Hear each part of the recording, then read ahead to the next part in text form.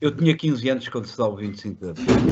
E só para criar um contexto, eu morava na altura em Paços de Arcos, era filho de um operário ferroviário, que trabalhava no Castré, na estação de Castré, na linha, na altura do Estoril Sol, que era propriedade do Estoril Sol.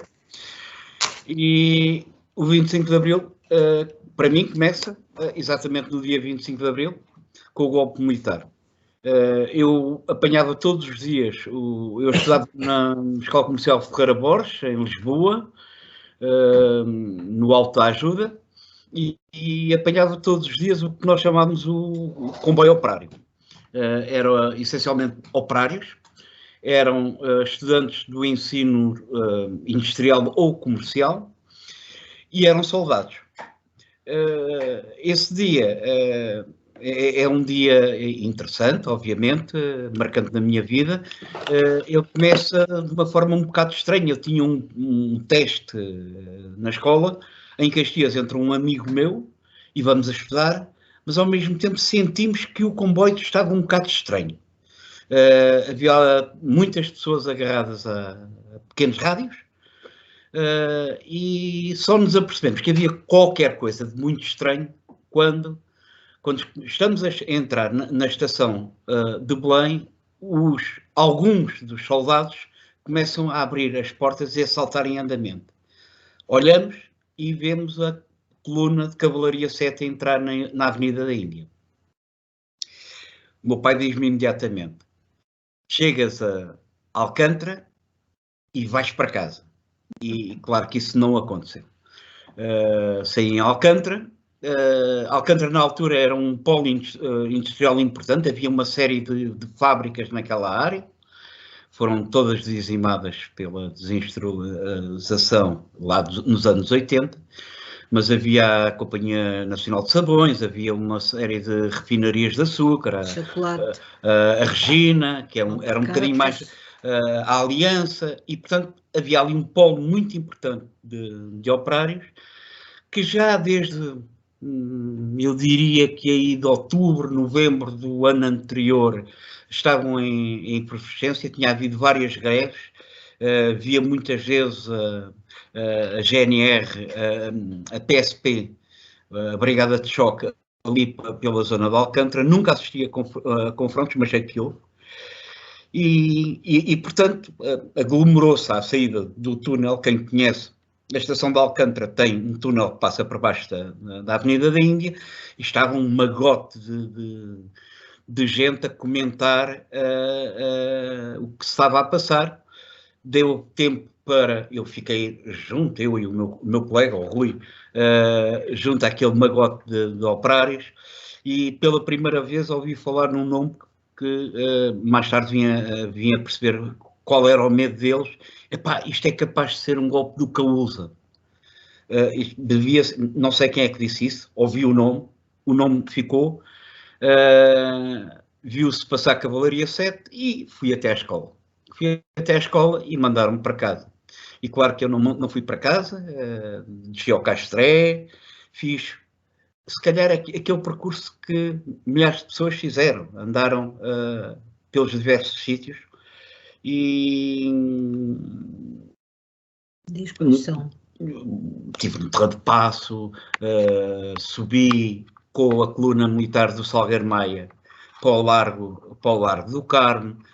No Largo do Carmo encontro um primo meu bastante mais velho que eu, que me diz: epá, o que é que estás aqui a fazer? Vai para casa. Eu não vou nada. Pronto, há aquela confusão toda e às 2, 3 ele diz-me: epá, isto já é bastante tarde, há pessoal que vai para Caxias, tu vens comigo, e assim foi. O meu 25 de Abril foi um bocadinho percorrer estes espaços, até que já bastante tarde, junto a Caxias, vou encontrar o meu pai. E também me pergunta exatamente a mesma coisa: o que é que estás aqui a fazer? Eu, é a mesma coisa que tu. Bem, foi algo para um puto de 15 anos, muito pouco politizado.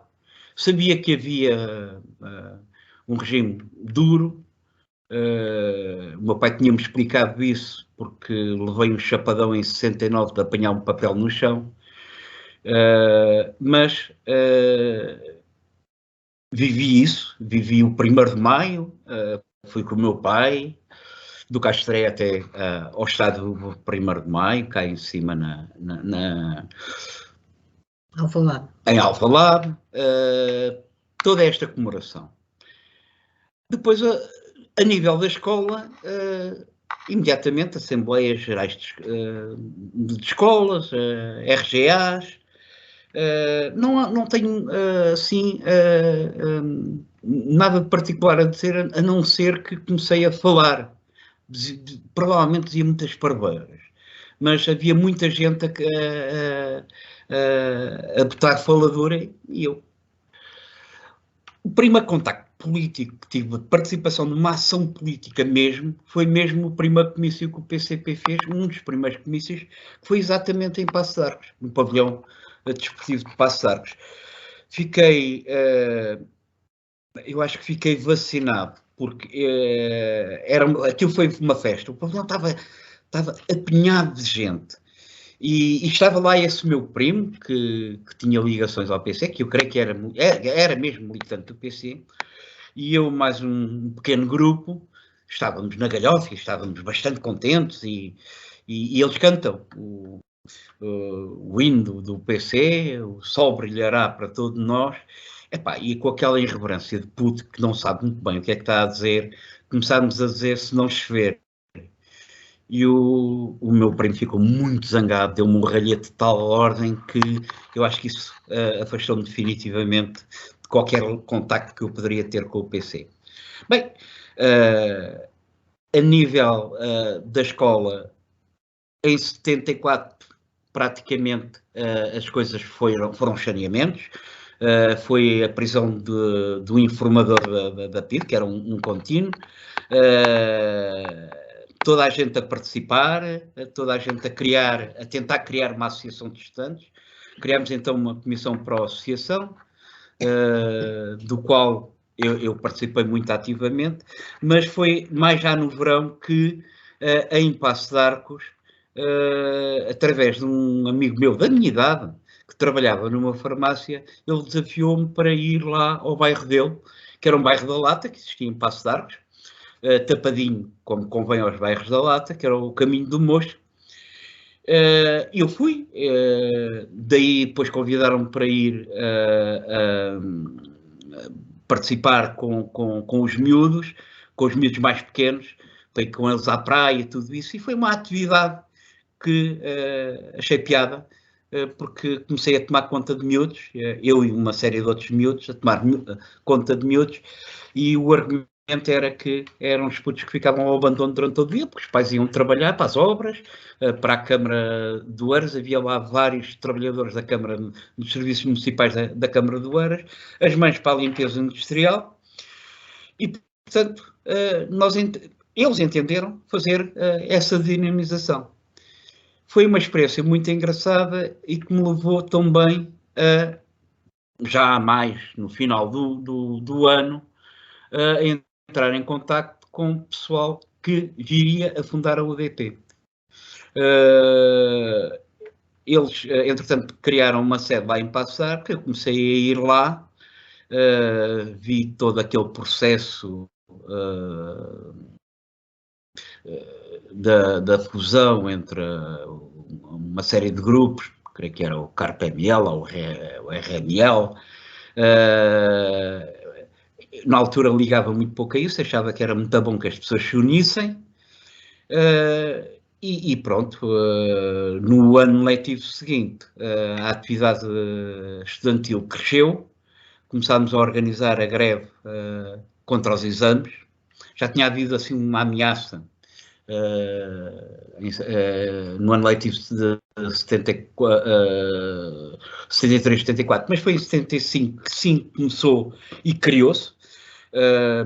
Eu estava muito em contacto com o pessoal que era do movimento associativo do ensino secundário de Lisboa, que tinham bastante influência na Dom João de Castro, que era uma escola exatamente ao lado da minha escola, e organizámos uma enorme manifestação, uma manifestação com milhares e milhares de estudantes.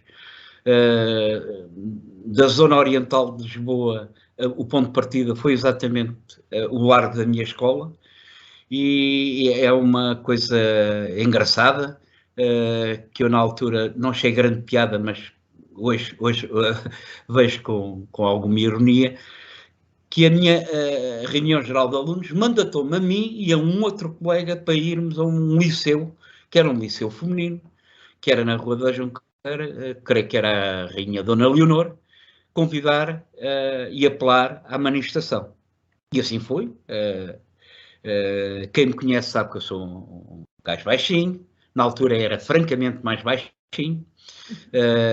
O meu salto dá-se precisamente entre os 16 e 17 anos, cresci alguma coisa, mas quando entrei naquela escola foi assim, uma coisa nunca vista. Rapazes entrarem na escola e pronto. O que é um facto é que todos estes liceus, mais a Escola Industrial Marquês de Pombal, saímos dali, e na altura as manifestações não eram pequenininhas. Imaginem, para quem conhece, sair do Alto Santo Amaro, chegar cá abaixo à Infante Santo, subir a Infante Santo, parar no Pedro Nunes, onde houve um plenário gigantesco, e aí eu comecei a perceber que havia, que não era só unidade. Havia a UEC, houve uma intervenção muito brutal, hoje sei, não sabia na altura, mas vinha saber que era da Zita Duarte, Seabra, desculpa, Zita Seabra, mas conheci naquele período tipos da Aliança Socialista da Juventude, ligados à LCI, trotskistas. Não diziam grande coisa na altura, e era o Maestro, e havia também já na altura um grupo que era a Verdade. Todos eles falavam comigo, e eu falava com todos. Não tinha nenhum interesse em entrar a nível da escola. Nesse ano fizemos a greve, eu estive na direção da greve da minha escola, foi uma coisa muito forte. Prendemos uma professora, que era uma professora que se veio a revelar, era uma exilada política romena,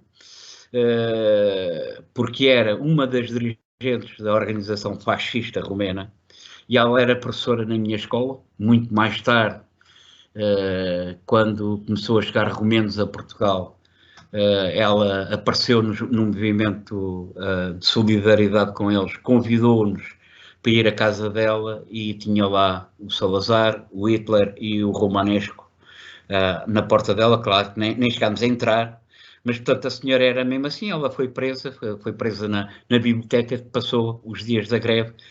Foi só o primeiro dia, que no segundo dia não apareceu lá, como é óbvio, mas a greve, portanto, não teve, foi uma coisa muito participada, paralisou as escolas por toda a cidade, e essa manifestação acaba na 5 de outubro, no Ministério da Educação, com uma expressão fortíssima. Houve passagens administrativas nesse ano. Esse ano também, já estamos a falar finais de 74, participei na luta contra a maioria silenciosa. O meu pai foi convocado pelo sindicato dele a fazer um piquenique um piquenique. Foi mesmo convidado a ideia era... o Sindicato dos Ferroviários convoca os seus associados para um piquenique no viaduto, e era o viaduto do Ralis. E pronto, constituíram um piquete. Eu nesse dia estava num casamento de uma amiga minha, de Porto Salvo, e eu creio que quase todo o casamento foi à cerimónia de casamento, e depois fomos para os piquetes. Estive na Marginal, com muitas outras pessoas, E foi uma coisa que me pareceu que era importante, porque toda a gente explicava que a ideia do Spínola era manter a PIDE, era manter a guerra colonial, e isso era uma coisa que eu seguramente não queria, porque eu creio que o pessoal da minha geração, uma geração mais velha, percebe-se muito bem disso. Muito menos, pessoal muito mais novo. É que aos 15, 16 anos já havia malta a pensar, mais anos, menos anos, vou para a tropa e vou para a guerra. E, portanto, obviamente que para mim esse não era um trajeto possível. Todo esse processo eu vivi um bocadinho deslumbrado, motivado. Tive na célebre manifestação, creio que em setembro de 74, do pessoal da Lisnave. Posteriormente, para mim foi uma coisa que me marcou, porque aquela ideia de que os soldados eram trabalhadores em armas foi ali muito visível, não é? Quando os soldados decidem não obedecer à ordem e dizer, não senhor, nós estamos com os manifestantes. E também posteriormente, numa outra manifestação que creio que terá sido em fevereiro, março, finais de fevereiro, março de 75, que fui por delegação. Foi uma enorme manifestação contra a presença da esquadra da NATO, e fui por delegação porque provavelmente se o meu pai não tivesse dito isso eu iria na mesma, mas o meu pai tinha tido um gravíssimo acidente de trabalho na ponte de Oeiras, e nesse dia tinha saído do hospital de trabalho e ia para casa. Ele foi amputado e disse-me, olha, eu não posso ir, mas eu queria que tu fosse a esta manifestação. E assim fui. Foi uma também das manifestações que me marcaram profundamente. Depois há todo aquele processo do verão quente, muitas manifestações no processo, quer da República, quer da Rádio Renascença. Uma delas que passa a pontinha e é na altura que o governo democrático destrói a bomba um dos emissores da Rádio Renascença, e rapidamente, na altura eu já estava a colaborar muito ativamente, já era membro da UDP, já tinha sido formada a UDP no final do ano de 74, e apoiei a campanha eleitoral, vendi a voz do povo em Paços de Arcos, e fiquei um bocadinho baralhado com a orientação não à guerra civil. Achei que, na altura, como puto, que se calhar era preciso mesmo haver uma confrontação. Não percebi teoricamente, aliás, eu teoria, francamente, não foi esse período que me deu teoria, era quase só a vontade de fazer coisas. E ver as pessoas com vontade de fazer coisas. Por exemplo, ver a construção da Associação de Moradores do Caminho do Mocho, que eram operários, alguns deles que estavam a ser alfabetizados para poder perceber as coisas, e ao mesmo tempo estavam a dirigir as lutas, e fundamentalmente as mulheres. Algumas mulheres daquele bairro tomaram a dianteira de uma forma absolutamente cristalina de como as mulheres trabalhadoras agem em períodos de efervescência revolucionária. Alguns dos operários revolucionários tinham naturalmente todas as peças do machismo. E algumas das mulheres tiveram que os enfrentar e dizer, bem, neste momento, se tu queres a comida, vais ter que tu fazer porque eu tenho que discutir esta coisa e tenho que prolongar esta coisa. E era difícil na altura, era mesmo muito difícil. E, portanto, a minha grande memória do PREC foi exatamente esta capacidade das pessoas de verem situações, tentarem intervir, tentarem transformar. Obviamente que não estava no meu horizonte andar para trás naquilo que se estava a conquistar. Não sei se seria a democracia popular, que foi muito popularizada na altura, na UDP, mas era isso, era uma ruptura total com um capitalismo que de facto estava frágil e ficou bastante frágil nesse período. O próprio 25 de novembro, o 25 de novembro é o único dia em todo esse processo que tenho um conflito muito grande com o meu pai. O meu pai queria me proibir de sair de casa e eu tive que sair por uma janela e andei um bocado à toa, porque onde esperava que tivesse orientação não tive. Depois fui para o RAC, em Oeiras, o Regimento de Artilharia da Costa, e andei para aí a circular um bocado perdido, sem saber muito bem o que fazer, porque de facto foi isso, foi um dia bastante complicado e os dias que se seguiram. Vendi um jornal que foi publicado na altura, estávamos em estado de sítio, era proibido, mas como eu era menor, os GNR chateavam, mas não houve assim grande problema. Eu tinha na altura muito jeito para vender jornal, vendia bastantes jornais, e foi assim um arrumar de um período. Na verdade, eu acho que o arrumar não foi o 25 de novembro, foi um processo muito mais alargado, aí é que eu já participei já com outra leitura, entretanto entrei para trabalhar para a Câmara Municipal de Lisboa como cantoneiro de limpeza, e fui eleito delegado sindical e já tive uma outra experiência, mas para mim o período revolucionário de Abril foi exatamente a capacidade dos trabalhadores se organizarem e estarem decididos a construir uma sociedade sem classe, uma sociedade sem exploração.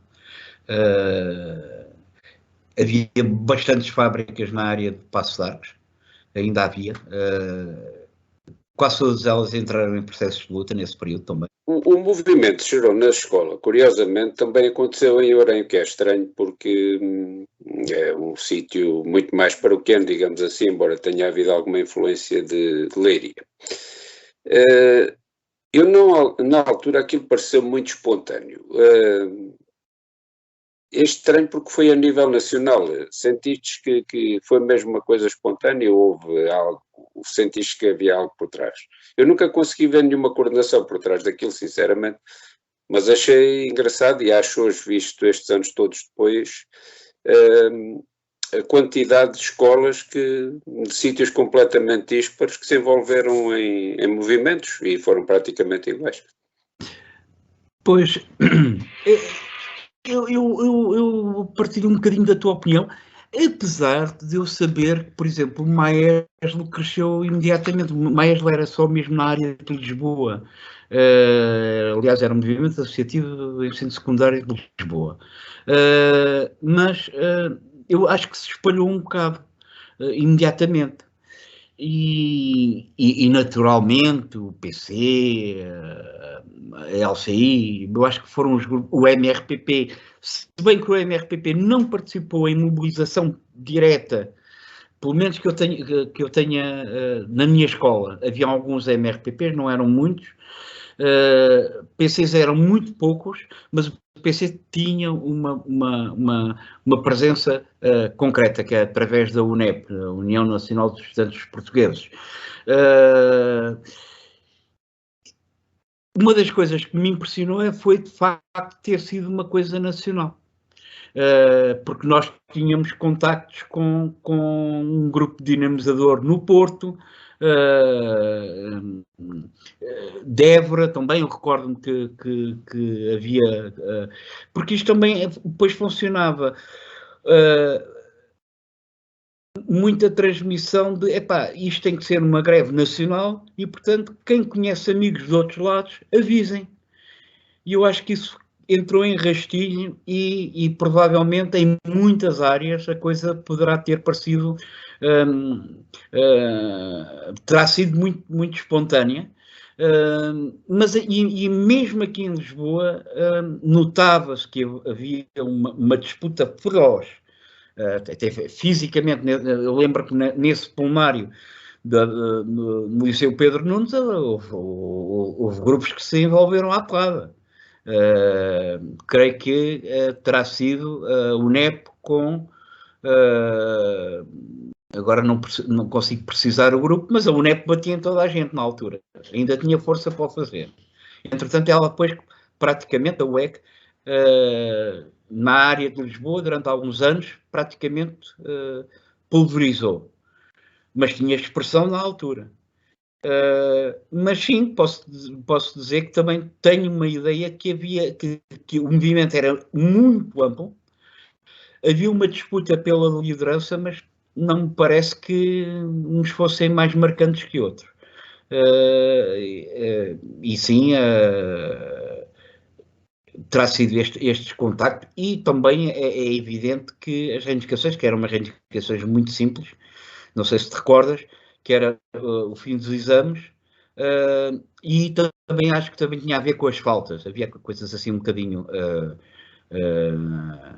abstrusas. Eu já não me lembro muito bem das coisas, passaram-se já mesmo muitos anos e na altura eu não era propriamente um colecionador de papéis, como sou hoje, mas foi assim um movimento que, curiosamente, eu, por acaso era uma coisa que eu gostava de referir, essa manifestação gigantesca que houve em Lisboa, foi num dia de primavera, mas já com bastante calor. E há uma altura em que nós estamos a passar na Fontes Pereira de Mel e havia eu creio que era a Mocar, que tinha ali um stand, mas estavam em greve. E quando passámos pelo stand, eles, para solidarizarem connosco, distribuíram-nos água e regaram-nos.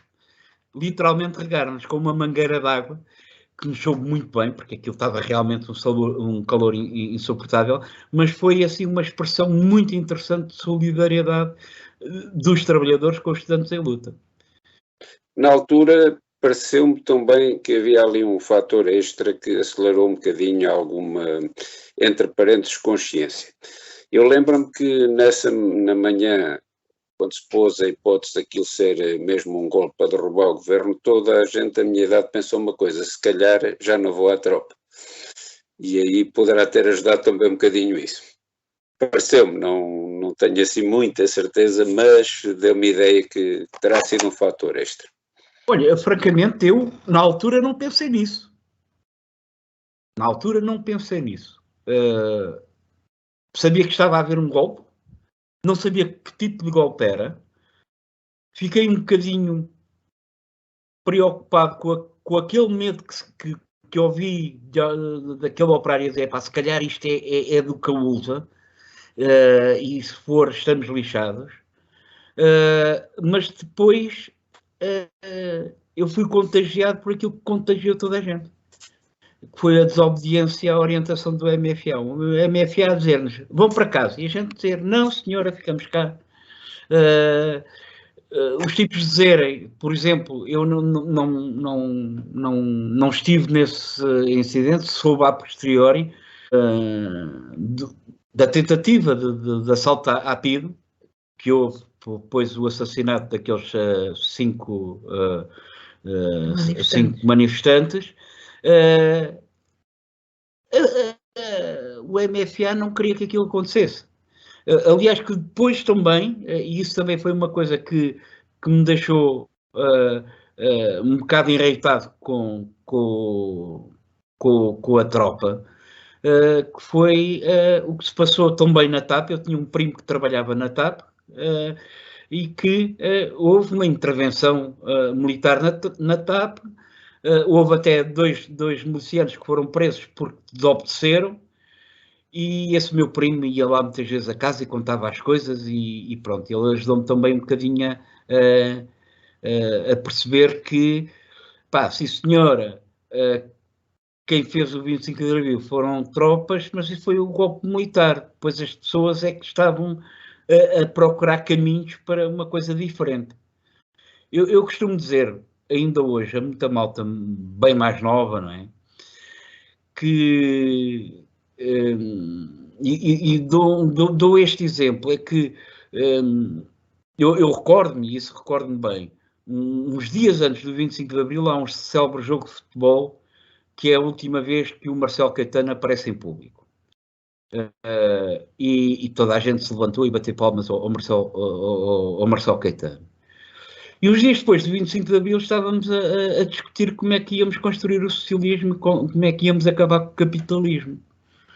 E eu acho que o facto de nós termos ficado na rua e ter começado a fazer estas coisas, desde a ocupação de casas, desde um grupo de putos novos começar a preocupar-se, uma preocupação que não existiria antes, mas queriam fazer alguma coisa, então queriam ajudar os putos mais pequeninos a terem uma ocupação salutar, e portanto criaram uma espécie de OTL sem haver ATL na altura, e portanto andámos com os miúdos. Esta vontade de fazer coisas para o bem comum, para gerando solidariedade, eu acho que foi uma coisa que cresceu ininterruptamente durante meses e meses e meses.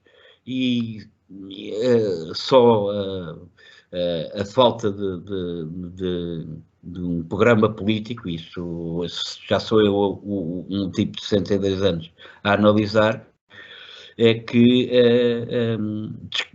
deixou que um processo tão profundo como conseguiu ser o PREC tivesse aquele fim abrupto. Não tão abrupto, porque eu já há bocadinho disse, eu acho que ainda demorou alguns anos a estabilizar a agitação e a organização e a luta popular, mas de facto aquela coisa que levou o Times, por exemplo, em meados dos anos de 75, a dizer o capitalismo morreu em Portugal, tenha sido uma notícia prematura. Tu falaste lá nesse bairro de Lata, na zona onde vivias, que o pessoal iletrado começou a escolarizar-se, a aprender a ler. Como é que esse processo, como é que nascia a ideia, como é que ela era posta em prática, eram pessoas que vinham de fora, como é que era? Olha, eram alguns, havia uma série, havia um núcleo de pessoal que creio que alguns deles até tinham vindo da imigração, que estavam ligados a grupos NL. Mas aquilo era decorrente da necessidade que eles próprios tinham de começar a ler e a perceber coisas e a formarem-se, eles próprios formarem-se. Eu lembro-me de duas figuras que era o Chico, que era operário dos serviços municipalizados, e o Maximiano, que era cantoneiro de limpeza. Nenhum deles sabia ler. A Otília era a mulher do Chico, também não sabia ler. A Dina, que anos mais tarde foi ferida na manifestação de 10 de junho que mataram o Jorge de Moraes, também não sabia ler. E começaram a saber ler. Eu não sei, não me lembro quem terá sido, mas seguramente terá sido esse grupo de malta na casa dos 20 e poucos anos, que morava em Paços de Arcos, que intervia naquele bairro, que intervia mais na sede da UDP, que começaram a dar essa alfabetização na altura. Aliás, porque a alfabetização foi uma coisa que se estourou por todo lado. Recordo-me ainda nesse processo que havia muitos bairros de lata em Oeiras. Havia um ali na zona de Queijas, que uma das preocupações das atividades centrais da Associação de Moradores era a alfabetização. Era precisamente a alfabetização. Agora, quem dava? Epá, eu acho que haveria pessoal de várias áreas. Neste caso do Caminho de Mos, creio que teria sido mesmo esse grupo, que era um grupo mais ou menos em umas 12, 13 pessoas que colaboravam lá com o bairro. Aliás, uma das outras lutas que esse bairro teve foi acabar com...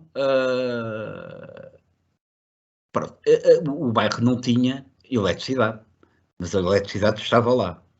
E, portanto, eles tinham sempre uma guerra com a polícia, não era, na altura não era a EDP, era lá a Companhia Elétrica. E uma das lutas que foi bastante séria, teve lá a polícia armada e tudo isso, e depois chegaram a pessoal do Copcon e acabou com o problema, que era exatamente não lhes cortarem a eletricidade. E a ironia das ironias, hoje isso está a acontecer em alguns bairros pobres, não são bairros da lata, mas isso está a acontecer em vários bairros, volta a acontecer. E, portanto, essa foi uma das lutas acesas que houve lá. Era isso, era o asfaltamento da rua principal, que foi feito pelo pessoal. Foi feito, toda a gente se juntou. Na altura, Paços de Arcos, se vocês se recordam, era um polo importante no crescimento do urbanismo, era um dos polos do J. Pimenta. E, portanto, acho que o J. Pimenta colaborou ativamente, quer dizer, mas involuntariamente, com uma série de material para se fazer algumas obras naquele bairro. Porque o conceito de propriedade privada, e muito bem, estava a ser subvertido com a necessidade da propriedade social. E se era necessário criar uma sede para a associação, os tijolos não eram comprados, ia-se buscar onde havia. E assim foi, e assim foi. Falámos aqui, sabe que falaste, aliás, que uma altura se notou que os soldados eram o povo em armas, digamos, e aconteceu em várias situações. Falando em baús de memórias, para nós, para mim pelo menos foi importante. Alguém que vinha da guerra colonial, das duas uma, ou vinham piores, digamos assim, em termos de militarismo, ou vinham como o contrário. Houve algum personagem que te marcasse, por exemplo, nessa altura, assim?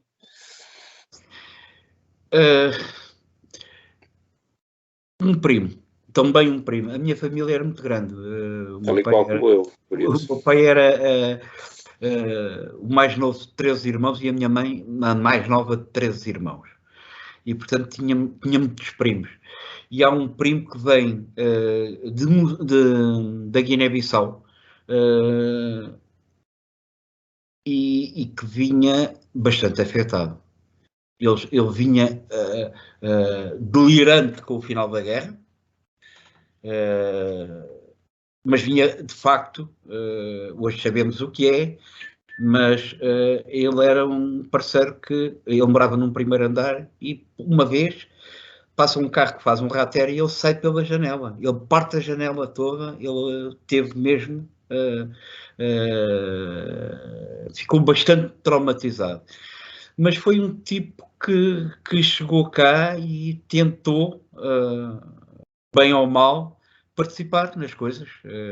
Em Paços de Arcos havia, não era só o Caminho de Mos, havia várias outras movimentações, e ele foi de esquerda. Ele infelizmente faleceu muito cedo, mas ele foi sempre um tipo que defendeu que era... Não havia nenhuma hipótese, quer dizer, ele dizia mesmo, nós estávamos em Bissau e não estávamos em mais lado nenhum, a guerra não tínhamos nenhuma hipótese de contrariar a guerra, porque de facto era a mesma coisa que nos invadissem. Ele dizia muitas vezes, é como se os espanhóis viessem para cá, a gente andava à porrada com eles.